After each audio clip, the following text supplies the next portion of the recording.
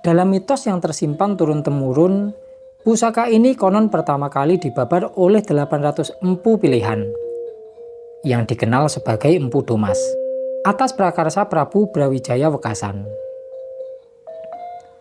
Peristiwa bersejarah ini terjadi pada tahun Jawa 1381, menjadikan pusaka ini bukan hanya langka, tetapi juga memiliki nilai histori dan spiritual yang tinggi. Mari langsung saja kita babar pusaka ini dan menyingkap makna yang tersembunyi di dalamnya.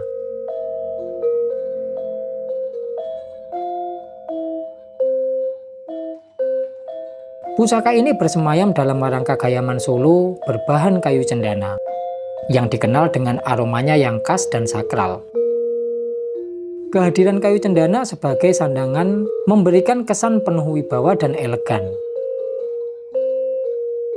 Keindahan pusaka ini semakin ditingkatkan dengan pendok berwarna merah yang mencerminkan kegagahan serta daya tarik yang begitu kuat.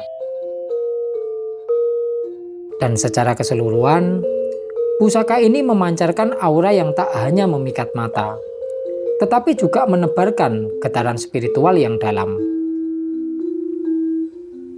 Sekarang, mari kita buka untuk isinya. Keris dapur Mundarang dengan pamor Atek Wengkon. Sebuah kombinasi yang mencerminkan keteguhan dan perlindungan. Berdasarkan analisis dan kajian para pemerhati Tosan Aji, pusaka ini diperkirakan dibuat oleh seorang empu dari kota Toak, yakni kota Tuban, pada masa kejayaan Kerajaan Mojopahit. Dengan warisan teknik tempa yang tinggi, empu pembuatnya berhasil menciptakan sebuah pusaka yang tidak hanya kuat secara fisik, tetapi juga memiliki muatan nilai spiritual. Dalam tradisi primbon Jawa, keris ini memiliki keselarasan energi dengan panjenengan yang lahir pada hari Selasa Legi dan Sabtu Kliwon. Hal ini menunjukkan bahwa pusaka ini bukan hanya sebuah benda mati, melainkan memiliki keseimbangan kosmis tertentu yang menjadikannya lebih dari sekedar senjata. Secara harfiah, nama Mundarang merujuk pada sejenis gada besar dengan ujung yang menonjol, menyerupai senjata legendaris Gada Rujak Polo milik Bima dalam kisah pewayangan. Dalam perang Baratayuda, Gada Rujak Polo adalah senjata yang paling ditakuti, menjadi alat pemusnah bagi banyak senopati pilihan dari pihak Kurawa. Senjata ini juga sering digambarkan dalam arca-arca Dwarapala atau Gupala, para penjaga gerbang yang dikenal dengan sebutan Reco Pentung. Makna yang terkandung dalam nama ini mengisyaratkan bahwa keris Mundarang adalah perlambang keteguhan, perlindungan, dan kekuatan. Layaknya gada rujak polo yang menjadi simbol keperkasaan Bima. Keris ini pun membawa aura kewibawaan dan keberanian bagi siapapun yang berhak mengagemnya. Dengan sejarah yang panjang, makna yang mendalam, serta kesakralan yang tetap terjaga, keris Mundarang bukan hanya sekedar peninggalan masa lalu, tetapi juga warisan leluhur yang terus hidup dalam peradaban. Dalam Babad Pajajaran Dumugin Demak tahun 1865, kisah mengenai keris Mundarang sedikit dituliskan bersamaan dengan keris Kolomunyeng seperti pada Penggalan Pangkur bagian 2 pupuh 1-7. Dalam pupuh tersebut menyampaikan, panlelingan kang duwung kebat acukat, Mundarang dapur nekne weruh yen kamanungsan, kang duwung nulya kesah, wangsul mrung griyane lami.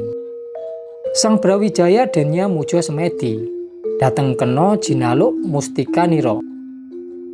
Islam ingkang gumanti, alam tang linakyan, putra wus agama Islam anulya makrat sang aji.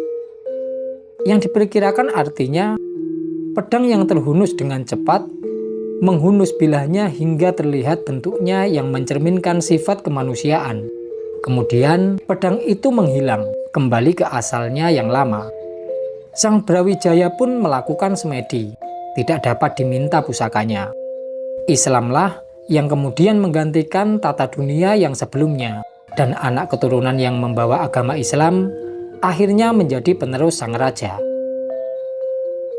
Perjalanan sejarah mencatat bahwa pusaka bukan sekedar benda bertuah, melainkan bagian tak terpisahkan dari perjalanan spiritual dan kepemimpinan para tokoh besar.